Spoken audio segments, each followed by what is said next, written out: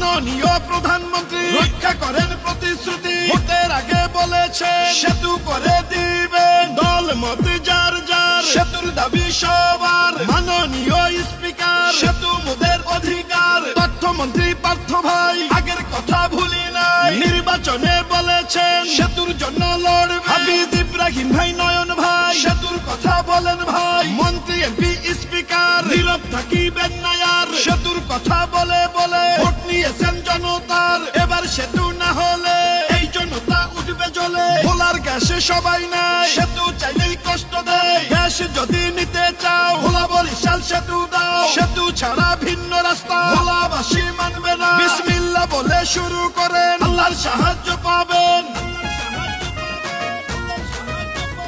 প্রধানমন্ত্রী বরিশালে করছে অঙ্গীকার, সেতু করে দিবেন গঠন করিলে সরকার। ভিন্ন সড়ক চাই না মোরা, সেতু মোদের দরকার। দীর্ঘদিনের ন্যায্য দাবি 22 লক্ষ জনতার।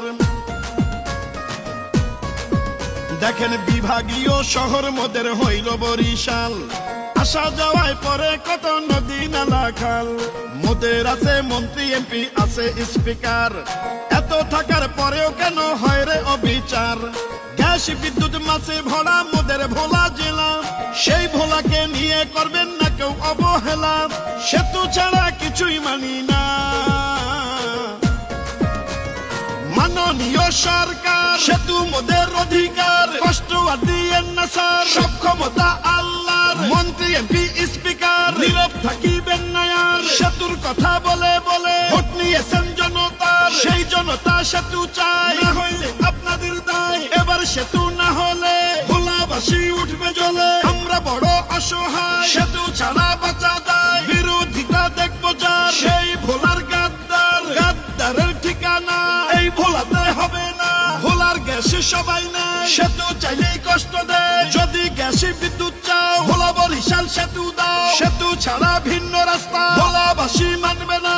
মাননীয় প্রধানমন্ত্রী রক্ষা করেন প্রতিশ্রুতি। নির্বাচনে বলেছেন সেতু মেডিকেল দিবে। বিসমিল্লাহ বলে শুরু করেন, আল্লাহর সাহায্য পাবেন, জনগণ পাশে পাবে।